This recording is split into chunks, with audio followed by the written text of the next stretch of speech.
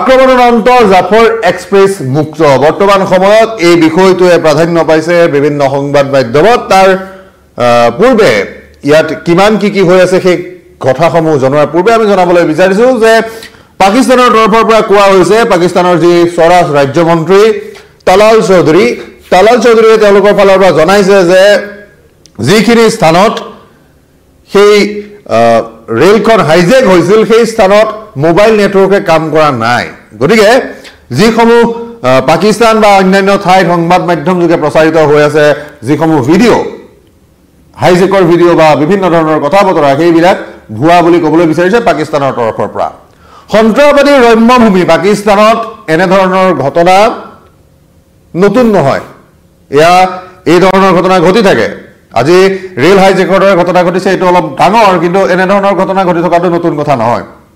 খেউৰীয়া খবৰ জনাবলৈ বিচাৰিছো পাকিস্তানৰ যি নিৰাপত্তা বাহিনীয়ে কৈছে যে অশান্ত যিখন বেলুচিস্তান আছে বেলুচিস্তানত ৰেলখন বৰ্তমান সময়ত পাক সেনাৰ নিয়ন্ত্ৰণত আছে বুলি জানিব পৰা গৈছে তেওঁলোকৰ ফালৰ পৰা জনোৱা হৈছে আৰু নিৰাপত্তাৰক্ষী সূত্ৰই জনাইছে যে একাংশ লোকৰ ইতিমধ্যে মৃত্যু হৈছে আৰু যদি আমি সংখ্যা হিচাপলৈ চাবলৈ যাওঁ তেতিয়াহ'লে 30 গৰাকী সশস্ত্ৰ যি বেলুচ উগ্ৰপন্থী আছে বেলুচ উগ্ৰপন্থী ইতিমধ্যে নিধন হৈছে বুলি জানিব পৰা গৈছে আৰু 28 জন পাকিস্তানী সৈনিক নিহত হোৱাৰ খবৰ আহিছে লগতে যেহেতু এই যিখন বাহন আছিল যিখন ট্ৰেইন আছিল সেই ট্ৰেইন সাধাৰণ প্ৰায় 400 যাত্ৰীক লৈ সেইখন আগবাঢ়ি গৈছিল কুৱেইটৰ পৰা পেছাৱাৰলৈ আৰু সেই যাত্ৰী কঢ়িয়াই নিয়া যিখন ৰেল এক্সপ্ৰেছ জাফৰ এক্সপ্ৰেছ বৰ্তমান সময়ত তাৰ পৰা 346 জন যাত্ৰীক পণবন্দীক উদ্ধাৰ কৰা হৈছে বুলি জানিব পৰা গৈছে সেয়া জনাইছে পাকিস্তানৰ তৰফৰ পৰা কিন্তু এই সমগ্ৰ বিষয়বস্তু যি কুৱেইটৰ পৰা 160 কিলোমিটাৰ দূৰত্বত এটা সুৰংগ গুদালা আৰু পিৰুকুণ্ডীৰ যি পাহাৰীয়া খণ্ড আছে সেই পাহাৰীয়া খণ্ডৰ ওচৰতে এই বেলুচিস্তানত এই ধৰণৰ ঘটনা সংঘটিত হ'ল বেলুচ আৰ্মিৰ দাবী কি আছিল বেলুচ আৰ্মিয়ে দাবী কৰিছিল তেওঁলোকৰ বেলুচ লিবাৰেশ্যন আৰ্মি চমুকৈ বিএলএৰ দাবীসমূহ আছিল যে তেওঁলোকক পৃথক বেলুচিস্তান লাগে তেওঁলোকে যি ধৰণৰ স্বকীয় ধৰণে তেওঁলোকে জীয়াই থাকিব বিচাৰে পাকিস্তানক বাৰে বাৰে সকিয় নিদি থাকে ৰাষ্ট্ৰক সকিয় নিদি থাকে বেলুচিস্তানৰ সেই বেলুচ আৰ্মিয়ে আৰু এই সমগ্ৰ বিষয়বস্তুটোত আমি যদি লক্ষ্য কৰোঁ তেতিয়াহ'লে প্ৰথম যেতিয়া অভিযান চলিছিল প্ৰথম অভিযান চলোতে পাক সেনাৰ যি তথ্য আছিল সেই তথ্যমতে 37 গৰাকী উগ্ৰপন্থী নিহত হৈছে আৰু বৰ্তমানৰ খবৰ যে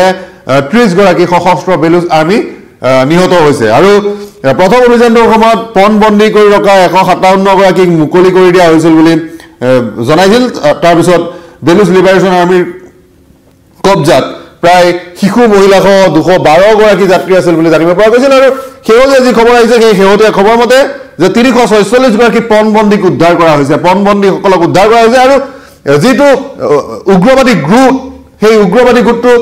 বেলুচ লিবাৰেশ্যন আৰ্মিয়ে তেওঁলোকৰ ফালৰ পৰা কোৱা হৈছিল যে যিসকল তেওঁলোকৰ বন্দী আছে জেলত থকা পাক সেনাৰ জেলত থকা বিভিন্ন ধৰণে পাকিস্তান ৰাষ্ট্ৰই তেওঁলোকক যিসকলে ৰাখি থৈছে সেইসকলৰ ওপৰত বেলুচ আৰ্মিৰ যি ধৰণৰ ব্যৱস্থা সেই ব্যৱস্থাৰ পৰা মুক্ত হ'ব বিচাৰিছিল বেলুচ লিবাৰেশ্যন ফ্ৰণ্টে বেলুচিস্তানৰ যি সেই প্ৰদেশত যি ধৰণে তেওঁলোকে কাম কাজ চলাবলৈ বিচাৰিছিল সেই কাম কাজক ইতিমধ্যে পাক সেনাই তছনছ কৰিছে কিন্তু সমগ্ৰ বিষয়টোলৈ যদি লক্ষ্য কৰা যায় তেতিয়াহ'লে পাকিস্তানৰ তৰফৰ পৰা এতিয়ালৈকে তেওঁলোকৰ যিসমূহ সাধাৰণ নাগৰিক আছে সেই ৰেলখনত যাত্ৰা কৰিছিল সেই ৰেলখনত যাত্ৰা কৰা সাধাৰণ নাগৰিকৰ তথ্য এতিয়াও তেওঁলোকে ৰাজহুৱা কৰা নাই কিমান জন হতাহতি হৈছে কিমানজনে এই মৃত্যু বিভীষিকাত তেওঁলোকৰ প্ৰাণ গৈছে সেই কথা পাকিস্তানৰ তৰফৰ পৰা কোৱা হোৱা নাই তাৰ বিপৰীতে পাকিস্তানৰ যি মন্ত্ৰী আছে স্বৰাজ মন্ত্ৰীয়ে কৈছে যে ইয়াত 70-80 জন উগ্ৰবাদী জড়িত হৈ আছে গোটেই ঘটনাত আৰু এই ঘটনাত বহুখিনিত ভুৱা খবৰ বিয়পি আছে বুলি তেওঁ উল্লেখ কৰিছে আৰু এইখিনিতে যদি আমি লক্ষ্য কৰোঁ যে এই গোটেই বিষয়বস্তুটোত প্ৰায় চিনেমাৰ কাহিনীৰ দৰে প্ৰথমতে বিস্ফোৰণ সংঘটিত কৰিলে তাৰ পিছতে ৰেলত প্ৰৱেশ কৰিলে আৰু যি আত্মঘাতী বোমা সেই আত্মঘাতী বোমালৈ সেই বেলুচিস্তানৰ যি বেলুচ লিবাৰেশ্যন আৰ্মিয়ে প্ৰৱেশ কৰিছিলে সমগ্ৰ বিষয়টো চিনেমাৰ দৰে বুলি আমি পূৰ্বতে উল্লেখ কৰিছোঁ এইকেইটা উল্লেখ কৰিব লাগিব যে যোৱা বছৰ অক্টোবৰ মাহতে পাকিস্তান ৰেলৱে 1.5 মাহতকৈ অধিক সময়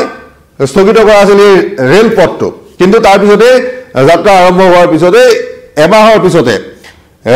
কুৱেইটা ৰেল ষ্টেচনত এটা আত্মঘাতী বিস্ফোৰণ হৈছিল বন্ধ কৰি থোৱাৰ এমাহ পিছতে এটা আত্মঘাতী বিস্ফোৰণ হৈছিল সেই আত্মঘাতী বিস্ফোৰণত 26 জন লোক নিহত হৈছিল 62 গৰাকী আহত হৈছিল পূৰ্বতে কৈছো এনেকুৱা ধৰণৰ ঘটনা ঘটি থাকে কিন্তু বিএলএ বা বেলুচিস্তান প্ৰদেশৰ কোনো বিদ্ৰোহী সংগঠনে যাত্ৰীবাহী ৰেল কব্জা কৰাটো অপহৰণ কৰাটো এয়া প্ৰথম ঘটনা পিছে কিন্তু সেই প্ৰদেশখনৰ ভিতৰত বিভিন্ন ধৰণৰ কুটাঘাতমূলক কাৰ্যসূচী সম্পন্ন হৈ থাকে কৈছোৱেই পাকিস্তান সন্ত্ৰাসবাদী ৰম্যভূমি গতিকে সন্ত্ৰাসবাদীয়ে অতি সহজতে কৰিব পৰা কুটাঘাতমূলক কাৰ্যসমূহ কৰিবলৈ তেওঁলোকে কুণ্ঠাবোধ নকৰে তাতকৈ ডাঙৰ কথা পাকিস্তানত কৰিবলৈ কোনো ধৰণৰ কুণ্ঠাবোধ নাই কিয়নো পাকিস্তানৰ যিটো শাসন ব্যৱস্থা পাকিস্তানৰ যিটো কুটকৌশল পাকিস্তানৰ যিটো তেওঁলোকৰ কাম কৰাৰ ধৰণ কাম কৰাৰ তাগিদা সেই সকলোবোৰে সন্ত্ৰাসবাদৰ কাৰণে সন্ত্ৰাসবাদ সমৰ্থনৰ ক্ষেত্ৰত বহুলাংশে প্ৰভাৱিত কৰে গতিকে এই ঘটনাই বৰ্তমান সময়ত ব্যাপক ৰূপ ধাৰণ কৰিছে এইখিনি উল্লেখ কৰিব লাগিব যেতিয়া চেম্পিয়নছ ট্ৰফি অনুষ্ঠিত হৈছিল পাকিস্তানত অনুষ্ঠিত হোৱা চেম্পিয়নছ ট্ৰফিৰ সময়ত ভাৰতে যেতিয়া তাত অংশগ্ৰহণ নকৰো বুলি কৈছিল চেম্পিয়নছ ট্ৰফিত নহয় পাকিস্তানত অনুষ্ঠিত খেলসমূহত অংশগ্ৰহণ নকৰাৰ কথা যেতিয়া কৈছিল পাকিস্তানে বিভিন্ন ধৰণে ভৰ্ৎসনা কৰিছিল বিসিসিআই যে বিসিসিআই এনেকুৱা ধৰণৰ কৰিছে বিসিসিআই সচিবে কৈছিল অসম সন্তান দেৱজিৎ লংশইকীয়াই কৈছিল কোনো পধ্যে পাকিস্তানলৈ পঠোৱা নহয় আমাৰ দল তাৰ পিছত পাকিস্তানৰ পৰিৱৰ্তে ডুবাইত ভাৰতৰ যিসমূহ খেল হ'ল ভাৰত চেম্পিয়ন হ'ল কিন্তু তাৰ মাজতে পাকিস্তানে ভৰ্ৎসনা কৰিয়ে থাকিল যে ভাৰতে এই ধৰণৰ কাণ্ড এই ধৰণৰ ঘটনা কৰিব নালাগিছিল কিন্তু এই ঘটনাৰ পিছত চেম্পিয়নছ ট্ৰফি হৈ উঠিছেহে তাৰ পিছতে বেলুচিস্তানত এই ধৰণৰ ঘটনা এই ঘটনাটো যদি বেলুচিস্তানত নহয় সেইখিনি অঞ্চলত হলতেন য'ত ভাৰতীয় দল আছে যদি আজি ৰেলখন হাইজেক নহয় যদি কেনেবাকৈ ভাৰতীয় যি দল থকা হোটেলখন হাইজেক হলতেন হোটেলখনত যদি কোনোবাই কব্জা কৰিলেহেঁতেন গৈ থকা বাছখনত যদি কোনোবাই কব্জা কৰিলেহেঁতেন তেতিয়া পাকিস্তানে কি ধৰণৰ উত্তৰ দিলেহেঁতেন সেয়া কিন্তু লক্ষণীয় বিষয় আমি প্ৰতিটো মুহূৰ্তৰ আপডেটছ আপোনালোকক জনাই যাম এই খবৰসমূহ আপোনালোকে পাই থাকিব আৰু এই খবৰসমূহ পাই থাকিবৰ বাবে আপোনালোকে চাই থাকিব লাগিব নিউজ 18 অসম নৰ্থ ইষ্ট ধন্যবাদ